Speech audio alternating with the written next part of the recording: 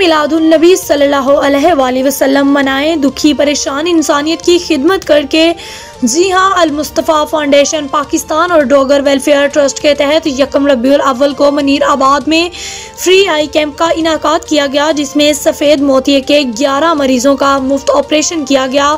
सैकड़ों मरीजों का चेकअप किया गया। Doctor Mohammad Khalid Dogar, chairman Dogar welfare trust की ज़ेर निगरानी, और डॉक्टर खालिद शहजाद, मोहम्मद नासिर नक्शबंदी, रहनुमा अल मुस्तफ़ा फाउंडेशन की ज़ेर क़ियादत पूरे फैसलाबाद डिवीज़न में कैंप लगाए जा रहे हैं। गरीब आबादियों में बुजुर्गों को घर की दहलीज पर तमाम तर सहूलियात पहुँचाई जा रही हैं।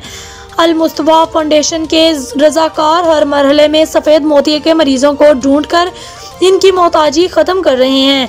आप भी इस जहाद में शामिल हो सकते हैं। अपने इलाके में कैंप लगवाएं, बुजुर्गों की मदद करें, दुनिया और आखिरत की खैर व बरकत हासिल करें।